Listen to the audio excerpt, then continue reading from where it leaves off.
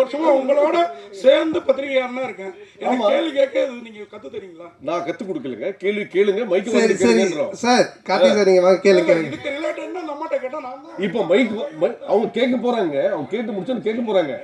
உங்களுக்கு ஒரு நிமிஷம், அப்ப மைக் கேளுங்க, மைக் வாங்கிட்டு கேளுங்க, அப்ப மைக் வாங்கிட்டு கேளுங்க. நீங்க என்ன கேளுங்க, அவங்களுக்கு கேட்க கூடாது, என்ன கேட்கணும் நீங்க. இப்போ அவங்க நண்பர் உதயநிதி சார் வந்து பார்த்தாவா எனக்கு ஹெல்ப் பண்ணு அப்படின்னு அடுத்த மே மாதம் கூப்பிட்டாருன்னா சிம்பு மாதிரி அந்த கொள்கையை மாற்றி ஏதாவது பிரச்சாரத்துக்காவது போகிறதுக்கு ஐடியா இருக்கா? சரி, அரசியலை பொறுத்த வரைக்கும் சார் என்னதான் படம் கஷ்டப்பட்டு எடுத்தாலும் ரிவ்யூவர் வந்துட்டு முதல் நாளே கிழிச்சு தொங்க விடுவாங்க. இதை எப்படி பார்க்குறீங்க? ஏன்னா ரொம்ப கஷ்டப்பட்டா எடுக்கிறோம் எல்லாருமே. ஸோ ஏதாவது மிஸ்டேக் வரும். இல்லை, அதை பார்க்கறத விட உங்கள் 2 பேர் தான் நான் பார்க்குறேன். மாற்றி மாற்றி ஏதாவது ஒரு பிரச்சனை பண்ணுன்ட்டு இந்த அன்னிக்கேள்வி இப்போ இந்த அன்னிக்கேள்வி 2 பேர் பண்ணுறத நான் நல்லா பார்த்துக்கிட்டு இருக்கேன். சரி, அப்படிலாம் கிடையாது. நல்ல படம் வந்தால் நல்லது, நல்லா இருக்குன்னு தான் சொல்கிறாங்க. ஓகேங்களா? ஸோ வந்துட்டு இப்போ இவர் ப்ளூ சட்டை மாறனே பார்த்தீங்கன்னா எல்லா படத்தையும் அவர் கழிவு ஊற்றுறது இல்லை, நல்ல படத்தை நல்லா இருக்குன்னு தான் சொல்கிறாரு அவர். இந்த மாதிரி எல்லாம் நிறைய ரிவ்யூஸ் வந்து நல்லா இருக்கிற படத்தை நல்லா இருக்குன்னு சொல்கிறாங்க. அதனால் இது நல்லா இருந்துச்சுன்னா நல்லா இருக்குன்னு சொல்ல போகிறாங்க, அவ்வளோதான். தப்பு இருந்துச்சுன்னா நாங்கள் பார்த்துட்டு இது தப்பாக இருந்தால் உண்மையிலேயே நாங்கள் திருத்திக்க பார்ப்போம். தப்பு இல்லைன்னா அவர் சரி இவர் அவர் ஏதோ சொல்கிறாருன்னு சொல்லிட்டு போவோம், அவ்வளோதான். ஆனால் ஓடியா போயிடுவான். முந்தினம்ல பந்திக்கு சொல்லுங்க சொல்லுங்க. அதாவது இந்த படத்தில் எங்களை மாதிரி யூடியூப் ரிவ்யூவர்ஸை சாட்டையால் அடிக்கிறீங்களா, சப்போர்ட் பண்ணுறீங்களா? அது 2மே இருக்குது. அதாவது வந்துட்டு 2 பேருக்குமே ஈக்குவலாக தான் ஆனந்த் பண்ணியிருக்காங்க. ஆக்சுவலாக வந்துட்டு ஒரு ரிவ்யூவர்னால் எப்படி இருக்கணும் அப்படின்றதும் இந்த படத்தில் இருக்குது. அதே மாதிரி ஆஸ் ஏ ஒரு ப்ரொடியூசர் டிரெக்டர்னால் அவங்க எப்படி இருக்கணும் அப்படின்றதும் இதில் இருக்குது. 2மே இருக்குது இதில். கண்டிப்பாக ஒரு பட்சமாக இந்த படம் இருக்கவே இருக்காது. டைரக்டர் சார், கொஞ்சம் கூட மனசாட்சியே இல்லாமல் ஜோதிகா சூர்யா பாட்டை வந்து எப்படி டைரக்டர் யாஷிகா ஆனந்த் வச்சு எடுத்தீங்க? எங்கே மேடம் இருக்கீங்க? இல்லை மேம், அவங்க யார் தெரியல, பத்திரிகை உலகின் நயன்தாரா. Hello ma'am. மேம், இது வந்து ஜிவிஎம் சார் ஆல்ரெடி இன்டர்வியூவில் சொல்லியிருக்காங்க. எங்களுக்கு எங்கள் படத்தோட ப்ரீ ரிலீஸ் ஃபங்க்ஷன் முன்னாடி அவர் வேறு ஒரு இன்டர்வியூவில் கூட சொல்லியிருக்காங்க. ஆக்சுவலாக ரொம்ப என்ஜாய் பண்ணி பண்ணார். இது வந்து ஸ்க்ரீன் பிளேக்குள்ளே ஒரு சீக்வன்ஸ். இது ஆக்சுவலாக இது வெறும் காமெடிக்காக மட்டும் எடுக்கல, இது ஸ்க்ரீன் பிளேவாகவே இது தேவைப்படுது. ஸோ நாங்களே கொஞ்சம் ஹெசிடேட் பண்ணி தான் சார்கிட்ட கேட்டோம். பட் அவர் ரொம்ப ஸ்போர்ட்டிவாக இது பண்ணி தான் அவன் நல்லா இருக்குது இது அப்படின்னு சொல்லி பண்ணார். நீங்கள் தேட்டரில் பாருங்கள், பார்த்தீங்கன்னா உங்களுக்கு எதுக்காக பண்ணுன்றது ரிவீல் ஆகும் கண்டிப்பாக. Sir, congratulations.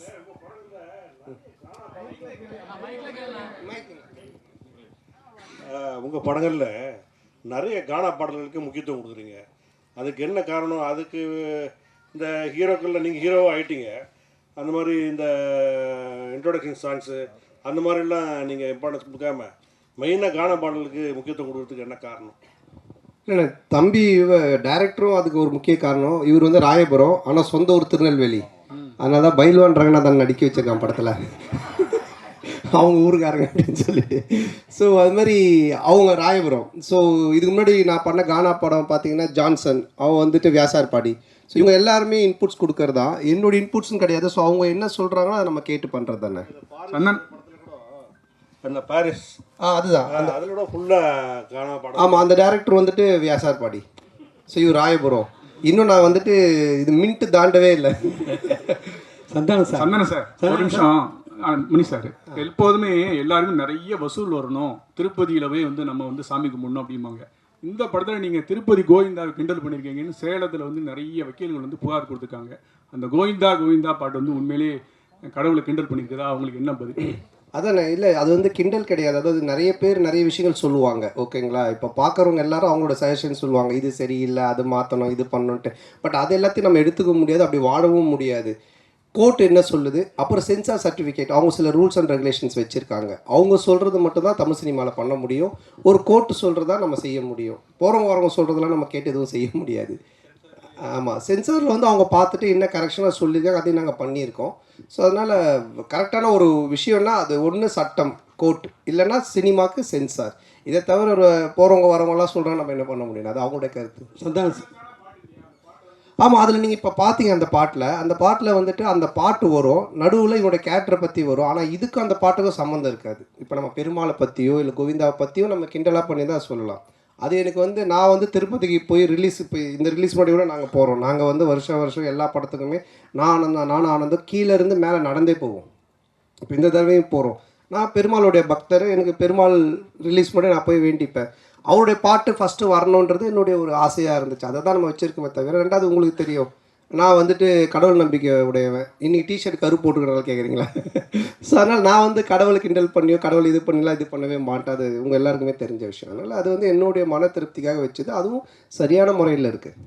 Santhanam sir, Santhanam sir, sir Santhanam, நீங்கள் தமிழ் படைப்பாளி, பாட்டாளி, நல்ல தமிழ் பேர் வச்சிருக்கலாமே. இதுக்கான ஆக்சுவலாக வந்துட்டு இது தில்லுக்கு துட்டு 1லேருந்து ஆரம்பித்த சீக்வல்னு. இது தில்லுக்கு துட்டு 1, தில்லுக்கு துட்டு 2, அதுக்கப்புறம் டிடி ரிட்டர்ன்ஸ். ஸோ இப்படி எல்லாமே அதில் வந்ததுனால அதனுடைய சாயில் இருந்தால் ஈஸியாக ஆடியன்ஸ் கொஞ்சம் ரீச் ஆகும் அப்படின்றதுக்காக தானே தவிர, இல்லைனா நீங்கள் சொன்ன மாதிரி இப்போ நம்ம நல்ல ஒரு தமிழ் பேர் இதுக்கப்புறம் வைக்கலாம்னு. சந்தானம் சார், இங்கே சொல்லுங்க. இப்போ ஒரு வாரமா வந்து எல்லையில் வந்து பதற்றம் இருக்கு, எதிர்பாராத பல நிகழ்வுகள் நடந்திருக்கு. இந்த நிகழ்வுகளால் சில படங்கள் ரிலீஸ் ஆன படங்களை வந்து நிறுத்திட்டு புஷ் டேட்ஸ் ஆல்சோ. பலர் வந்து ரிலீஸ் பண்ணலான்றதை வந்து புஷ் பண்ணுறதுக்கான முயற்சி எடுத்திருக்காங்க. உங்களுக்கு அந்த மாதிரி ஏதாவது அன்சர்டனிட்டிஸ் இருந்ததா? போன வாரம் ஏதாவது மாற்றுதல் பிளான் பண்ணியிருந்தீங்களா? என்ன? ஆமாம், நிச்சயமாக இருந்துச்சு. அது நான் ப்ரொடியூசர் ஆர்யாட்டையும் நான் வந்து டிஸ்கஸ் பண்ணோம். ஆர்யாவும் பேசிகிட்டு இருந்தாங்க. ஆனால் அதுக்கப்புறம் அது நல்ல முறையில் கடவுள் அருளால் சுமூகமாக அது இப்போ முடிஞ்சு, ட்ரம்ப் அந்த ஒரு ட்வீட் பண்ணதுக்கப்புறமா அவர் சொன்னதுக்கப்புறமா இப்போது சால்வ் ஆனதுனால சரி ஓகே அகைன் நம்ம வந்துட்டு ப்ரொசீட் பண்ணலாம் அப்படின்ற ஸ்டெப் தான் எடுத்திருக்கோம். மேபி பதட்டமாக இருக்குது, இன்னும் மோசமாக போயிட்டுருக்குன்னா நிச்சயமாக நாங்களும் அதை இது எல்லாத்தையுமே ஸ்டாப் பண்ணலான்னு அவர்கிட்டே சொன்னோம். நிக்கில் முருகன்கிட்டே நாங்கள் என்ன சொன்னோம்னா, இல்லை சார் நம்ம ப்ரெஸ் இதெல்லாம் ஸ்டாப் பண்ணிடலாமல் இன்னும். அப்புறம் மார்னிங் அந்த ஒரு நியூஸ் பார்த்துட்டு தான் அதுக்கப்புறம் சரி நம்ம ப்ரொசீட் பண்ணலான்னு பண்ணோம். சார் ஒரு நிமிஷம் கார்த்தி ஒரு நிமிஷம். அவங்க கேட்டுட்டு இருக்காங்க, அது பதில் சொல்லி முடியட்டும். அப்புறம் நீங்க கேளுங்க, மைக் வாங்கிட்டு கேளுங்க. கொஞ்சம் வெயிட் பண்ணுங்க கார்த்தி. இல்ல அவங்க கேட்டுட்டு இருக்காங்க. இல்ல ஒரு நிமிஷம், அவங்க மைக்கில் கேளுங்க. அவங்களை கேட்க வேணாம்னு சொல்ல, ஒரு நிமிஷம் பால, கேட்க வேணாம்னு சொல்லல. அவங்க வந்து வீடியோ ரெக்கார்ட் பண்ணுன்றாங்க. அதுக்கு தான் மைக் ஒருத்தர் கொடுத்தது. பந்திக்கு முந்திக்கணும்னு நீங்க தான் ஃபர்ஸ்ட் மைக் வாங்குனீங்க. இப்போ மைக் அவங்க கேட்க போறாங்க. அவங்க கேட்டு முடிச்சோன்னு கேட்க போறாங்க. உங்களுக்கு ஒரு நிமிஷம். அப்ப மைக் கேளுங்க, மைக் வாங்கிட்டு கேளுங்க. அப்ப மைக் வாங்கிட்டு கேளுங்க. நீங்க என்ன கேளுங்க, அவங்களுக்கு கேட்க கூடாது, என்ன கேட்கணும். நீங்க என்ன கேளுங்க, மைக் என்ன கேளுங்க, நான் கொடுக்குறேன் உங்களுக்கு. கேளுங்க. இல்ல கேளுங்க, கேட்க வேணாம்னு சொல்லவே இல்லையே. இல்ல கேட்க வேணாம்னு சொல்லவே இல்லையே. மைக்க வாங்கிட்டு கேளுங்கன்ற அவ்வளவுதான். 31 வருஷமா உங்களோட சேர்ந்து பத்திரிகையாளனா இருக்கேன். எனக்கு கேள்வி கேட்க நீங்க கத்து தரீங்களா? நான் கத்து கொடுக்கலங்க. கேள்வி கேளுங்க, மைக்க வாங்கிட்டு கேளுங்கன்றோம். சார் கார்த்தி சார், நீங்க வாங்க கேளுங்க. இதுக்கு ரிலேட்டடா நம்மட்ட கேட்டா நான் தான் அதான் கேளுங்க விடுங்க சொல்லுங்க. அந்த மிலிட்டரி வீரர்களுக்கு நன்றி தெரிவிக்கிற விதமா தான் 2 பேரும் மிலிட்டரி கெட்டப்ல வந்திருக்கீங்களா? ஓ, அவர் எவ்வளவு காமெடியா ஜாலியா கேட்கறாரு. இல்ல ஆக்சுவலா வந்து அவர் அந்த படம் அந்த மாதிரி அது என்னன்னு தெரியல எனக்கு, அவர் வச்சிட்டு இருக்காரு. நான் இந்த படத்தோட கண்டினியூஷனுக்காக இந்த மாதிரி கட் பண்ணியிருக்கேன். சார் கேமியோ ரோல் யாரும் பண்றீங்களா? இல்ல இப்போதைக்கு அந்த ஐடியா இல்ல. அப்படியே இருந்தாலும் இப்போ சொல்ல மாட்டோம் இல்லைங்களா? இல்ல இந்த படத்துல யாரும் இருக்காங்களா? இந்த படத்துல அதான் அது இப்போ சொல்ல முடியாது. அப்படியே இருந்தாலும், ஏன்னா படத்துல ஒரு சர்ப்ரைஸ் எலிமெண்ட் தானே அது இருக்கும். ஆனா அப்படின்னு எதுவும் இல்ல. அப்படி இருந்தாலும் சொல்ல மாட்டோம். டைரக்டர் சார், இன்னொரு மைக் கொடுங்க. போஸ்டர்ல ஹீரோயினையும் கஸ்தூரி மேடத்தையும் காணாம என்ன காரணம்? இன்னைக்கு இது நிறைய போஸ்டர் டிசைன்ஸ் பண்ணோம் சார். ஸோ இதில் இன்னைக்கு 15th வந்துடும் சார் கஸ்தூரி மேடம் போஸ்டர். அவருக்கு மிச்சம் அவருக்கு டைரக்டர் அண்ட் சந்தானம் சார் இந்த படத்தில் வந்து பார்த்தீங்கன்னா போகிற போக்கில் நெல்சன் சாரையும் கலாச்சிட்டாரு. அப்படியே காக்கா அந்த இது சீனியும் எடுத்திருக்கீங்க. ஸோ இது ரெண்டுமே ஒத்துக்கிட்டாங்களா?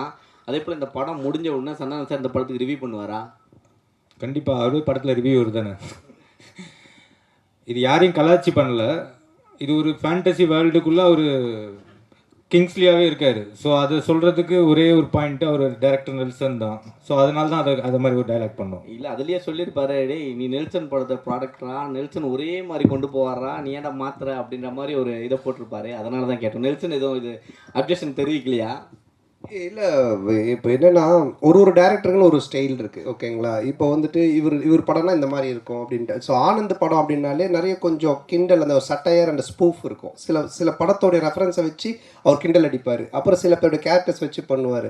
ஆனால் அது எல்லாமே ஒரு ஃப்ரெண்ட்ஷிப்பில் எல்லோரும் தெரிஞ்சவங்க, அவங்கக்கிட்ட எந்த ஒரு பாதிப்பும் வராதுன்னு தெரிகிறது மட்டும்தான் பண்ணுவோம். இல்லைன்னா அது பண்ணுறது கிடையாது சார். இப்போது நாங்கள் ஜாலியாக பேசிப்போம், ஆனால் இவர்கிட்ட பேசினா அது செட் ஆகாதுன்னா அதை நாங்கள் அவங்கள தொட மாட்டோம் சார். இப்போ நீங்கள் பார்க்கிங் காசு கோவிந்தா, டிக்கெட் காசு கோவிந்தான்னு சொல்லிட்டு ஒரு விஷயம் சொல்கிறீங்க. லேட்டஸ்ட்டாக ஒரு 2 மாதத்துக்கு முன்னாடி பார்த்தீங்கன்னா தேட்டரை விட்டு வெளியே வரும்போது பார்க்கிங் காசு வேஸ்ட்டு, பாப்கார்ன் காசு வேஸ்ட்டுன்னு சொல்லியிருக்கீங்க. எந்த படத்தை மென்ஷன் பண்ணி சொல்லியிருக்கீங்களா? இல்லை, எந்த படத்தையும் மென்ஷன் பண்ணல. ஆடியன்ஸு மக்கள் டெய்லி என்ன பேசுகிறாங்க, டே டு டே அவங்க என்ன கரண்ட் சுச்சுவேஷனில் இருக்காங்கன்றதை பார்த்துட்டு அதை எடுத்து நம்ம படத்தில் வைக்கிறோம். எப்பவுமே படம் அதுதானே, என்ன நடக்குதோ அதை நம்ம எடுத்து அது சினிமாவாக காட்டும்போது நல்ல ரீச் கிடைக்கும். ஆரியா ப்ரொடியூசரால சம்பளம் கரெக்டாக கொடுத்துட்டாரா? ஆரியா கிட்ட கேட்குறீங்களா? சந்தானம் சார் சம்பளம் கேட்டது கொடுத்துட்டாரா? நான் கேட்டதை விட அதிகமாகவே கொடுத்துட்டாரு. அதாவது வந்துட்டு என்ன சொல்கிறது, நான் சொன்னேன் இல்லைங்களா, நாட் ஓன்லி இந்த படத்தோடைய சம்பளன்றது இல்லாமல் என்னுடைய என்ன உனக்கு தேவை, எங்கேயும் போய் டக்குன்னு ஒரு அட்வான்ஸ் எடுத்துகிட்டு வராங்கன்னு சொல்லிட்டு கை நீட்டாத, எங்கேயும் வாங்காத, நீ வந்து 1 இயர் ஃப்ரீயாக வேலை செய்யினாங்க. அதான் நான் சொன்னேன், வீட்டோட இடிச்சாங்க, நான் புது வீடே இப்போ கட்டியிருக்கேன், எல்லாம் காரணம் ஆர்யா பவன் தான் சார். இந்த படத்தில் ஆனால் சந்தான இந்த படத்தில் பார்த்தீங்கன்னா கவுண்டமணி சார் தான் ஒரு படங்கள்லாம் பார்த்தீங்கன்னா பேர் வைப்பார். கொயகா கச்சா மூஞ்சி, அனில் மூஞ்சி, அந்த மாதிரிலாம். ஸோ நீங்கள் வந்து நிறைய பேருக்கு இப்போ இந்த படத்துலேயே பார்த்தீங்கன்னா கெளுத்தி, கெண்டை, குறவை மீன் அந்த மாதிரிலாம் வச்சுருக்கீங்க. ஸோ இது எப்படி உங்களுக்கு மாட்டுதா ஜிலேபி மூஞ்சிலாம் வந்து? இல்லையே, நான் இதில் யாருக்கும் பேர் வைக்கலையே. பாட்டு எழுதும்போது அந்த கெளுத்தி என்ன அது பண்ணுது? அவருடைய பேரே கெளுத்தி தான். ஒரிஜினல் நேமே கெளுத்தி. ஒரிஜினல் பேரே கெளுத்தி தான். எனக்கு கெளுத்தி இல்லை, நாங்கள் வைக்கல, அவன் ஒரிஜினல் பேரே அதுதான் சார். உங்களுக்கு சூர்யா ஜோதிகா பாட்டு எடுக்கும்போது கௌதம் மேனன் வந்து என்ன சொன்னாருன்னா, அவர் படத்தையே ரீக்ரியேட் பண்ணியிருக்காரு. அதுவும் நீங்கள் தான் சொல்லணும், கிண்டல் பண்ணி நீங்கள் ரொம்ப எடுத்துருக்க மாதிரி எடுத்துருக்கு. அது யாஷிகா ஆனந்த் கூட ஸ்லோ மோஷனில் ஓட விட்டு அவர் ஒத்துக்கிட்டாரா எப்படி? இல்லைண்ணா, இப்போது அதான் நான் சொல்கிறேன், இப்போ நீங்கள் பார்க்குறது ஒரு ட்ரெய்லர் இந்த டீசர்லாம் என்னென்னா உங்களுக்கு படத்தை பார்க்கக்கூடிய ஒரு ஆர்வத்தை தூண்டுறதுக்காக நாங்கள் துண்டாக கட் பண்ணி வைப்போம். அதோடைய முன் கதை என்ன பின் கதை எதுவுமே தெரியாது. அப்போ அதை பார்க்கும்போது உங்களுக்கு ஒரு ஒரு என்ன சொல்கிறது, இது என்னவா இருக்கும், இது என்ன அப்படின்னு ஒரு கொஸ்டின் கேட்கலாம். அந்த ஒரு வைரலுக்காக தான் அதை பண்ணுறோம். பட் படமாக நீங்கள் பார்த்துட்டானுங்க அது ரொம்ப கிளியர் பிக்சரில் கரெக்டாக வரும். என்ன சொல்லுங்கள், அந்த பாட்டை பார்க்கும்போது சூர்யா ஜோதிகாவுக்கும் வராதா, சூர்யா ரசிகர்களுக்கும் வராதா? நீங்கள் எவ்வளோ கிண்டல் பண்ணியிருக்கீங்க? இல்லை, இது கிண்டலாகவே வராதுண்ணா. இப்போ என்னென்னா அவரு அந்த படத்தோடைய இயக்குனர், அவரு அதை பண்ணுறாரு, அது ஏன் பண்ணுறாரு, அதுக்கு ஒரு காரணம் இருக்குது. அந்த காரணத்தை சொல்லும்போது கண்டிப்பாக தப்பாக இருக்காது. நிறைய படத்தில் நிறைய ரெஃபரன்ஸ் வைக்கிறாங்க, அது கரெக்டாக அந்த கதையோட ஒத்து வந்தால் ஓகே. திடீர்னு துண்டா சும்மா வெறுப்பேற்றதாக வச்சோன்னா தப்பாக இருக்கும். ஆனால் உங்களுக்கு வந்து ஆர்யாவை ரொம்ப பிடிக்கும். இப்போ ப்ரொடியூசராக நல்லா பிடிச்சிருக்கா, நண்பராக பிடிச்சிருக்கா? ஆர்யாவையா? இல்லை, ரெண்டுமே தான். ஏன்னா நண்பனாக இருந்ததுனால தான் அந்த ப்ரொடியூசராக மாதிரி 2 பேருமே வந்துட்டு என்ன சொல்கிறது, ப்ரொடியூசராக இருக்கும்போது சில நேரத்தில் சண்டை வரும், நண்பனாக இருக்கும்போது சண்டை வராது, அடிக்கடி கோச்சிப்பான்.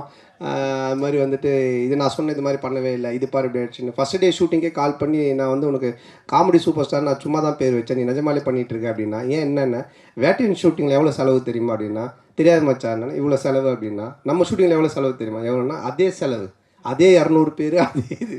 நான் உனக்கு காமெடி சூப்பர் ஸ்டார் பேர் வச்சா சூப்பர் ஸ்டாருக்கு இவ்வளோ நீ செலவு பண்ணுவியா அப்படின்னு சொல்லி கோச்சிக்கிட்டான். அப்புறம் நான் சொன்னேன், இல்லை மச்சா இது மாதிரி இதெல்லாம் தேவைப்படுது அப்படின்னு. ஸோ அதுக்கப்புறமா ரொம்ப சண்டை ஆகிடுச்சேன். டக்குன்னு என்ன பண்ணுவேன்னா, ஒரு 2 நாள் ஈஷாக்கு போயிடுவேன். உடனே ஃபோன் அடிப்பான், அங்கே அடிச்சிட்டு இல்லை சத்குருட்ட காசு வாங்கி கொடு அப்படின்வான். அவர் பேப்பராக காசு வாங்கி தர முடியும், நீ அங்கே தானே போகிற, எனக்கு காசு வாங்கி கொடுத்துட்டு போ, அவர் பேர் போட்டு ப்ரொடியூசர் அப்படின்வான். சரி மச்சா வந்து. ஸோ ப்ரொடியூசர் அது மாதிரி இடி சண்டை வரும். நண்பனாக இருக்கும்போது எதுவுமே இருக்காது, ஃபுல்லாக ஜாலியாக. ஆமாம், கொஞ்சம் அடிக்கடி நடக்கும் சார். போன மேடையில் அவங்கள கடவுளாக பார்த்து காலில் விழுந்தார் கூல் சுரேஷ். இந்த படத்தில் இருக்கிறாரா? காணும். இல்லை, இந்த படத்தில் இல்லை. கடவுளை கொஞ்சம் அவருக்கு தரிசனத்தை கொஞ்சம் தள்ளி வச்சிருக்கோம். சார் இங்கே சொல்லுங்கள். ஒரு பாட்டில் வந்து பார்த்தீங்கன்னா படம் போட்டு 1 மணி நேரம் கழிச்சு வர்றாங்க, ஓசி டிக்கெட்டில் வராங்கன்னு சொல்கிறீங்க, அது யாரை சொல்கிறீங்க? இல்லை, இப்போது நிறைய பேர் வந்துட்டு பார்த்தீங்கன்னா பப்ளிக்கில் வந்துட்டு இஷ்யூ பண்ணுறாங்க, ஏதோ ஒரு டிக்கெட்ஸ் கொடுக்குறாங்க, இல்லை ஃபேன் ஷோ போடுறாங்க, ஏதோ ஒன்று பண்ணுறாங்கன்னு வச்சுக்கோங்க. அதில் கும்பலில் சில பேர் வராங்க, வந்துட்டு அவங்கெல்லாம் சில விஷயங்கள்லாம் பேசுகிறாங்க. அது வந்துட்டு நாளைக்கு பார்த்தீங்கன்னா வைரல் ஆகுது. அது நிறைய என்ன சொல்கிறது ரிவ்யூஸ் ஷோஸில் நீங்கள் பார்த்தீங்கன்னா இருக்கும். ஸோ இப்போ இதை வந்துட்டு வைரலாக நிறைய பேர் பேசுகிறாங்க, கமெண்ட்ஸில் சொல்கிறாங்க, இவன் ஓசி டிக்கெட்டில் வந்தவன்பா, இவன் பார் லேட் அண்ட் ஆச்சு, இதெல்லாம் வந்து கமெண்ட்ஸில் வர்றது. அது எல்லாத்தையும் எடுத்து தான் அந்த லிரிக்கெல்லாம் கெளுத்தி எழுதுனது. ஸோ எழுதும்போது நல்லா இருந்துச்சு, நாங்கள் கேட்டோம், இதெல்லாம் லைவில் இருக்குன்னா சரி ஓகே பண்ணிட்டோம். நீங்கள் இந்த படத்தில் எப்படி ஓசி டிக்கெட் வாங்கி படம் பார்க்குறீங்களா, இல்லை தேட்டரில் போய் வாங்கி படம் பார்க்குறீங்களா? நான் கொஞ்சம் ஓசி டிக்கெட் தான், ஏன்னா ரிவ்யூ பண்ணுறோம் இல்லைங்களா, அப்போ ரிவ்யூ பண்ணும்போது எங்களுக்கு ஒரு ஷோ போடுவாங்க, அப்போ போவோம். அதனால தான் என்ன வச்சு அதை கலாச்சி பண்ணியிருக்காங்க. ஆனால் சந்தன இந்த வருஷம் பார்த்தீங்கன்னா உங்களுக்கு அதிகமாக உங்கள் நட்பு சைடில் வந்து இழப்புகள், 2 இழப்புகள், சேஷன்னா இன்னொன்று ஆண்டனி. ஸோ இந்த படத்தில் சேஷு இருந்தால் எப்படி இருந்திருக்கும்? ஏன்னா இப்போ இல்லை. ஸோ ஒருவேளை சேஷுக்கான ஏதாவது சீக்வன்ஸ் ஏதாவது வச்சுருந்தீங்களா? அது இல்லாமல் டிடின்ற இதுக்கு வழக்கம் போயிட்டுருக்கு. இல்லை இருக்குது, அதாவது வந்து எங்கள் டீம் எல்லாருக்குமே தான் நாங்கள் எழுதுவோம், அதில் இருந்துச்சு. ஆனால் பட்டு காலத்தின் இது அவர் இல்லை. பட் எல்லாருக்குமே எங்கள் டீமில் எல்லாருமே வச்சு தான் எழுதுவோம். நான் இப்போது கம்ஃபர்ட் ஜோனுன்னு ஒரு சில ஹீரோஸ் இருக்காங்க, அதே டேரக்டர் அதே டீமோட. இந்த ஹீரோஸ்க்கு வந்துன்னா உங்களோட டீம் பண்ணால் கரெக்டாக இருக்கும். இதை நீங்கள் எப்படி பார்க்குறீங்க? உங்களுக்கும் இதே மாதிரி தான் ஃபஸ்ட்டு பார்ட் 1, இப்போ 2, இதுக்கு அப்புறம் 3 பண்ண போகிறேன்னு சொன்னீங்க. ஸோ இதை தாண்டி நீங்கள் சந்தானமாக ஒரு ஆக்டராக, இப்போவும் ஆக்டராக இதை தாண்டி ஒரு லெவலுக்கு வர வாய்ப்பு இருக்கா? இல்லை இப்போ என்னென்னா படம் பார்த்தீங்கன்னா ஃபஸ்ட்டு மாதிரிலாம் ஒரு படம் பண்ணோம் டக்குன்னு இன்னொரு கதை அப்படின்லாம் கிடையாது. ஏன்னா இன்றைக்கி ஓப்பன் மீடியாவாக போச்சு. ஓடிடி பிளாட்ஃபார்ம் வந்தோடனே ஹாலிவுட் படத்துலேருந்து எல்லா படங்களுமே ஆடியன்ஸ் எல்லாத்தையுமே பார்க்குறாங்க. ஸோ ஒரு டைரக்டரோடு ட்ராவல் பண்ணி ஒன்று சிங்க் ஆகி ஒன்று வந்து செட் ஆகிறதுக்கு மினிமம் ஒரு 2-3 படம் ஆகுது. அதனால தான் டக்கு டக்குன்னு மாற்றி போக முடியல. ஏன்னா என்னுடைய சிங்க் அவருக்கு தெரியணும், அவருடைய சிங்க் எனக்கு தெரியணும். அதுக்காக தான் அது மாதிரி ட்ராவல் பண்ணுறமே தவிர மற்றபடி. சந்தனம் சார் இங்கே தான் திருப்பி ரைட் ஹியர். உங்களுடைய நட்பு வந்து சிம்புவோட வந்து எல்லாருக்கும் தெரிஞ்ச விஷயம். அண்ட் அவர் வந்து ஒரு ரிக்வெஸ்ட் வச்சுருக்காரு உங்ககிட்ட, நீங்கள் மறுபடியும் காமெடியனாகவும் படம் வந்து நடிக்கணும் அப்படின்ட்டு. அந்த ரிக்வெஸ்ட்டை எவ்வளோ தூரத்துக்கு நீங்கள் எடுத்துக்கிட்டு இருக்கீங்க? இனிமேல் சந்தானம் காமெடியானவும் அடிக்கடி படத்தில் பார்க்க முடியுமா? ஏன்னா உங்களுக்குன்னு ஒரு ஃபேன் பேஸ் இருக்குது, அந்த ஃபேன் பேஸ் நீங்கள் மறுபடியும் காமெடியன் ரோல்ஸும் பண்ணணும்னு எதிர்பார்க்குறாங்க. இல்லை அதுதான், இப்போ காமெடி ரோல்னால் நீங்கள் ஃபஸ்ட்டு பார்த்த சந்தானத்தை பார்க்க முடியாது நிச்சயமாக. அந்த மாதிரி ஒரு சந்தானம் இருக்காது. ஏன்னா அது இப்போவே ஆடியன்ஸுக்கு டிவியில் நிறைய ஷோஸில் நிறைய ஆதித்யா சேனல் சிரிப்பெல்லாம் பார்த்துட்டாங்க, நீங்களும் யூடியூப்பில் நிறைய பார்த்துருக்கீங்க. ஸோ புதுசாக ஒன்று பண்ணணும், அதை எப்படி டிசைன் பண்ணி பண்ணணுன்றதை நானும் யோசிச்சுக்கிட்டு இருக்கேன். அண்டு எல்லா படத்துலையும் என்னால் பண்ணுவேனான்னு எனக்கு தெரியல. ஏன்னா எனக்கு ஆல்ரெடி கமிட் ஆகி ஹீரோவாக பண்ணக்கூடிய அட்வான்ஸ் கொடுத்து ஒரு 3-4 பேர் ஆல்ரெடி வெயிட்டிங்கில் இருக்காங்க. ஸோ அதுவும் நான் பண்ணணும். இப்போ அதுவே நான் ஒரு படத்தை திருப்பியும் அவங்களுக்கு ரிட்டர்ன் பண்ணிட்டு தான் எஸ்டிஆருக்காக அதை பண்ணுறேன். அவருக்கு அதை என்ன மாதிரி பண்ண முடியுன்றதை நான் இப்போ டிசைன் பண்ணிகிட்டு இருக்கோம். அதுக்கப்புறம் ஆர்யாவோட ஒரு கமிட்மெண்ட் இருக்குது. நான் வடக்குப்பட்டி ராமசாமிலே சொன்ன ஆர்யாவோட நான் பண்ணோம் அப்படின்ட்டு. ஸோ அந்த கமிட்மெண்ட்டும் போயிட்டுருக்கு. ஸோ அதுக்கும் பேசிகிட்டு இருந்தோம். பட் இவன் எப்போ பண்ணுவான்னு தெரியல. இவங்கிட்ட அப்படின்னு ஆர்யா கியூபுக்கே 1 week ஆச்சு தான் அனுப்புனா அப்படின்னு சொன்னேன். ஸோ ஆனந்தம் ஒரு லைன் ஒன்று எழுதியிருக்கான் எங்கள் 2 பேரை வச்சு. அதில் ஒரு கேரக்டர் ஒன்று பண்ணலான் இருக்கோம். ஸோ பண்ணுவேன் கண்டிப்பாக. ஆனால் நிறைய பண்ணுவேனான்னு தெரியாது, பழசை பண்ண மாட்டேன் நிச்சயமாக. ஆனால் இந்த கொஸ்டினோட தொடர்ச்சி தான் இது. சிம்பு சார் சொன்னார் தமிழ் சினிமாவில் காமெடி நடிகர்கள் குறைஞ்சிட்டாங்க, காமெடியும் கம்மியாகிடுச்சுன்னு சொல்கிறாங்க. அது எப்படி நீங்கள் பார்க்குறீங்க? அவர் சொன்னதுக்கு எங்கே வந்து பார்க்குறீங்க, நான் எப்படி சொல்கிறேன்? இல்லை, ஏன்னா அவர் உங்களுக்கு தான் சொன்னார், நீங்களாம் வந்து ஆக்டராகி போயிட்டீங்க, ஹீரோவாகி போயிட்டீங்க, ஸோ வந்து தமிழ் சினிமாவில் காமெடி கம்மியாகிடுச்சுன்னு சொன்னார். இல்லை, என்கிட்ட அவர் பர்சனலாக சொல்ல பப்ளிக்காக எல்லார்கிட்டையும் சொன்னார். அப்போ நீங்கள் நடிக்க வாங்கன்னு கூப்பிட்டா நான் அதுக்கு எஸ்ன்னு சொன்னேன். அதை நான் எப்படி சொல்ல முடியும்? ஆரியா சார், சார்பட்டா பயங்கர ஹிட்டு, பிளாக் பஸ்டர், செகண்டும் வரப்போகுதுன்றாங்க. அதில் நீங்கள் இருக்கீங்களா? இல்லை அடுத்த படத்துக்கு ப்ரொடியூசராக காலத்தில் இறங்க போகிறீங்களா சந்தானம் சாரை வச்சு? இல்லை, இப்போ சார்பட்டா வந்து ஆகஸ்ட்லேருந்து ஷூட்டிங், இப்போ பார்ட் 2. இப்போ வந்து வேட்டுவோம் ரஞ்சித் சார் அந்த படம் ஷூட்டிங் போயிட்டுருக்கு. ஸோ கண்டிப்பாக அது ஆகஸ்ட்லேருந்து பார்ட் 2 ஸ்டார்ட் பண்ணுறோம். சார் நீங்கள் ப்ரொடியூஸ் பண்ணதுக்கப்புறம் சந்தானம் சார் நீங்கள் சொன்ன மாதிரி கேட்க ஆரம்பிச்சாரா, இல்லை அவர் சொல்கிறது நீங்கள் கேட்க ஆரம்பிச்சிங்களா? ஏன்னா பாட்லேயே சொல்லியிருப்பாரு. இந்த படம் பொறுத்த வரைக்கும் என்ன, ப்ரொடியூசர்னு பேர் தான், பண்ணதெல்லாம் இவர் தான். ஏன்னா அதான் சொன்னல, ஃபஸ்ட் டே ஷூட்டிங் போய் அந்த செலவு லிஸ்ட் எடுத்து பார்த்தேன். டேய், உண்மையான கப்பலில் ஷூட் பண்ணாலும் இவ்வளோ செலவாகுதுடா அப்படின்னு சொன்னேன். பட் நான் அதாவது சொன்ன மாதிரி இந்த படம் அப்படி எடுத்திருந்தா தான், இப்போ நீங்கள் அந்த குவாலிட்டியாக எடுத்திருந்தா தான் அது அதோட அவுட்புட்டு அது தேவைப்படுது. பட் அது வந்து எவ்வளோ பெஸ்ட்டாக, எவ்வளோ எஃபிஷியண்ட்டாக ப்ரொடக்ஷன் சைட்லேருந்து எவ்வளோ கம்மியாக நம்ம பண்ண முடியுமோ, அது வந்து கம்மின்னா வேஸ்டேஜ் இல்லாமல் எங்களோட எக்ஸ்பீரியன்ஸ் டீமை வச்சு அது மேக்ஸிமம் வேஸ்டேஜ் கட் பண்ணி அது பெஸ்ட்டாக பண்ண முடியாத அளவுக்கு பண்ணியிருக்கோம். பட் எதுவுமே நான் கண்ட்ரோல் பண்ணது, நான் ஒன்று தான் அவர்கிட்ட சொன்னேன், எது தேவையோ பண்ணு, கண்டிப்பாக பண்ணாமல் இருக்காது. ஸோ அப்படி தான் இது பண்ணது. பட் ஃபுல்லாக பண்ணது அவர் தான். சந்தானம் சார், நீங்கள் காமெடி வெளிப்படத்தில் பண்ண மாட்டேன் அப்படின்னீங்க, சிம்புவோட நட்புக்காக இப்போ காமெடி போடுவீங்க. அதுமாரி பழைய ப்ரெஸ் மீட்டில் சொன்னீங்க நான் வந்து அரசியல் பக்கமே போக மாட்டேன் அப்படின்னு. இப்போ உங்கள் நண்பர் உதயநிதி சார் வந்து பார்த்தாவா எனக்கு ஹெல்ப் பண்ணு அப்படின்னு அடுத்த மே மாதம் கூப்பிட்டாருன்னா சிம்பு மாதிரி அந்த கொள்கையை மாற்றி ஏதாவது பிரச்சாரத்துக்காவது போகிறதுக்கு ஐடியா இருக்கா? சரி, அரசியலை பொறுத்த வரைக்கும் சார், யார் கூப்பிட்டாலும் யார் இது பண்ணாலுமே ஒரு விஷயம் தான் நான் வந்து தெளிவாக சொல்கிறது என்னென்னா, நீங்கள் உழைச்சா உங்களுக்கு சாப்பாடு, நான் உழைச்சா எனக்கு சாப்பாடு, இதை தவிர வேறு எதுவுமே கிடையாது. பட் நட்பு ரீதியாக சில விஷயங்கள் இருக்குது, இதெல்லாம் பண்ண முடியும், இதெல்லாம் பண்ண முடியாது. இப்போ நான் சிம்பு சார் எஸ்டிஆரில் என்ன கூப்பிட்டாலும் இப்போ அவர் வந்து சந்தானத்துக்கு கம்ஃபர்டபுளாக என்ன காமெடி பண்ண முடியும், அவருக்கு என்ன செய்ய முடியும் கேரக்டரா அப்படின்ற அந்த ஃப்ரீடம் எனக்கு கொடுத்துருக்காரு. அதையே பழசு அதையே பண்ணணும் அப்படின்னு அவர் என்ன ஃபோர்ஸ் பண்ணல, இல்லை அந்த மாதிரி ஒன்று சொல்லலை. அது மாதிரி உதய் சார் கூப்பிட்டாலும் அதுக்குன்னு சில எனக்கு இந்த கம்ஃபர்டபுள் ஓகே இதை நான் பண்ண முடியும், நான் வந்து சொல்ல முடியும், இதெல்லாம் எனக்கு ஓகேனா நான் நிச்சயமாக போய் பண்ணுவேன். சார் சந்தானம் சார், அடுத்த வாரம் பார்த்தீங்கன்னா நீங்கள் நடித்த படம், சூரி நடித்த படம், யோகி பாபு நடித்த படம், உங்களுக்குள்ளாரே ஒரு போட்டி வந்துடுச்சு. அது எப்படி பார்க்க? ஏன் மற்ற இன்னொருத்தர் விட்டுட்டிங்களே, டாம் க்ரூஸ், மிஷன் இம்பாசிபிள், அவரையும் சேர்த்துக்குங்க. ஏன் ஹாலிவுட்ல விட்டுட்டீங்க? அப்புறம் ஃபைனல் டெஸ்டினேஷன் அந்த ஹீரோ பேர் என்ன, ஹீரோயின் பேர் என்ன, பேர் தெரியல, அவங்களே சேர்த்துங்க. 5 பேர். தமிழ்நாட்டை விட்டு அதனால தெரியல. ஸோ அதனால் எல்லாரையும் சேர்த்துங்க. மொத்தமாக எல்லோரும் காம்படிஷன்னால எத்தனை படம் வந்தாலும் ஓடும் சார், நல்லா இருந்துச்சுன்னா. சார் ஆர்யா சார், நீங்கள் இதில் ப்ரொடியூசராக மட்டும் ரோல் பண்ணுறீங்களா, இல்லை ஏதாவது ஒரு சின்ன கேமியோ ரோல்? இல்லை சார் ஒன்லி ப்ரொடியூசர் ரோல் மட்டும்தான். ஆனந்த் சார் தொடர்ந்து சந்தானம் சாருக்கே ஸ்கிரிப்ட் பண்ணிட்டு வந்திருக்கீங்க செகண்டு, அடுத்ததும் சந்தானம் சாருக்கே தான் லைன் சொல்லியிருக்கீங்கன்னு சொல்கிறாங்க. அடுத்து வெளியே வரதுக்கான வாய்ப்பு இருக்குமா, வேறு ஹீரோக்களுக்கு பண்ணுறதுக்கான வாய்ப்புகள்? இல்லை கண்டிப்பாக பண்ணணும் அப்படி தான். அதுதான் ஃபஸ்ட்டு ஆர்யா சார் வச்சு ஒரு ரிஹர்சல் பார்க்கலாம்.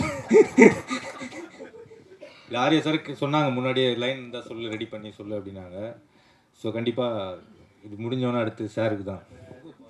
சந்தானம் சார், இந்த படத்தில் கஸ்தூரிக்கு வந்து நீங்கள் பையனாக நடிக்கீங்க, அவங்க அம்மாவா நடிக்காங்கன்னு ஒரே பேச்சாக இருக்குது. அது எப்படி யோசிச்சு பார்த்தீங்க? கஸ்தூரி அம்மாவா செட்டில் நீங்கள் அம்மா அம்மா அப்படின்னு கூப்பிடும்போது அவங்க ஃபீலிங் எப்படி இருந்தது? கஸ்தூரி மேடம் சார் கேட்க சொன்னாரா? நான் கேட்டால் வந்து ஏதாவது சொல்கிறாங்க, நீ கேளு. இல்லை, அதான் நீங்கள் இது படம் பார்த்தீங்கன்னா தெரியும். ஏன்னா வந்துட்டு அவங்களுடைய என்ன சொல்கிறது, அவங்கள வந்து அம்மாவாக கூப்பிட்டு அவங்கள வந்து பண்ண வைக்கணுன்றது எங்களுடைய வந்துட்டு மோட்டிவேஷனே கிடையாது. ஏன்னா இப்போ எனக்கு ஒரு அம்மானா அவங்களுக்கு ஒரு ஏஜ் குரூப் இருக்குது, அதை கூப்பிட்டு தான் பண்ணுவோம். பட் இது ஒரு ரீசன் இருக்குது கதையில் அப்படின்றது தான் நாங்கள் எக்ஸ்பிளைன் பண்ணோம். அதை கேட்டுட்டு அவங்களுக்கு ரொம்ப பிடிச்சி போச்சு. ஸோ அதனால தான் அவங்க அதை பண்ணாங்க. நீங்கள் படம் பார்க்கும்போது நீங்கள் கண்டிப்பாக கஸ்தூரி மேடமோட ஃபேனாக தான் இருப்பீங்க. அதனால் வந்துட்டு நிச்சயமாக அவங்களுக்காக 2 தடவை பார்ப்பீங்க. டேரக்டர் சார், அது மாதிரி அன்றைக்கி சந்தானம் சார் அந்த ஆடியோ ரிலீஸில் பேசுகிறப்போ அவருக்கு புக் காமெடி இருக்குது, மொட்டராஜனுக்கு எலி காமெடி இருக்குது, சந்தானம் சாருக்கு என்னெல்லாம் காமெடி இருக்குது படத்தில்? சந்தானம் சார் தான் இந்த காமெடியோட ஃப்ளோவே டேக் ஓவர் பண்ணுறவர். டோட்டலாக உங்களுக்கு ஓப்பனிங் படம் ஆரம்பித்ததுலேருந்து இந்த படத்தில் தான் சொன்னேன், ஓஜி சாண்டா ரிட்டர்ன்ஸ்ன்ற மாதிரி. ஏன்னா ஓவரால் இந்த படத்தையே கேரி ஓவர் பண்ணுறது சந்தானம் சார் தான். அவரோட ஸ்க்ரீன் ப்ரெசன்ஸ்லேருந்து அவரோட லுக்கு, அவரோட பாடி லாங்குவேஜ் ரொம்ப ஃப்ரெஷ்ஷாக இருக்கும். உங்களுக்கு பார்க்கும் போது ஆடியன்ஸ்க்கும் சரி, எனக்கு அதான் எப்பயுமே சொல்லுவேன், எனக்கு ரொம்ப பிடிச்சது பார்த்தா காட்டுப்பூச்சி அந்த மாதிரி கேரக்டர்ஸ் பண்ணணுன்னு. ஸோ அதை பிரேக் பண்ணுவோம் இந்த கிசா 47. கண்டிப்பாக என்ஜாய் பண்ணுவீங்க. சார் சந்தானம் சார், இந்த டிடி பிரச்சனை உங்களை விட்டு போகவே மாட்டுது. இந்த டிடி பிரச்சனைக்கு ஏதாவது தீர்வு இருக்கா? ஏன்னா உங்களுக்குள்ளேயே தான் நடந்துட்டுருக்குன்னு ஒரு வார் போயிட்டுருக்கு அப்படின்றாங்க. இல்லை, அது வந்துட்டு என்ன சொல்கிறது, ஒரு படம் ரிலீஸ் ஆகும்போது இப்போ பல பிரச்சனைகள் வரும். இப்போ அண்ணன் கேட்டாங்க தெரியுங்களா, சாங்கை பற்றி, டிடியை பற்றி வரும், அதை பற்றி வரும், போஸ்டரை பற்றி வரும். இது வந்து யூஸ்வலாக சினிமா நம்ம பண்ணும்போது எல்லாமே வரும். பட் ஒன்று தான், எதுவுமே சட்ட ரீதியாக கோர்ட் மூலமாக ஒரு விஷயம் ஆனால் மட்டும்தான் அது பிரச்சனை. இல்லைன்னா மற்றெல்லாம் சும்மா வாய் பேச்சு பண்ணி நீங்கள் கூட 10 வார்த்தை கேட்கலாம். ஏன்னா நீங்களும் பிளாக் டிஷர்ட், நானும் பிளாக் டிஷர்ட், எதுக்கு என்ன மாதிரி போட்டுன்னு கூட கேட்கலாம்.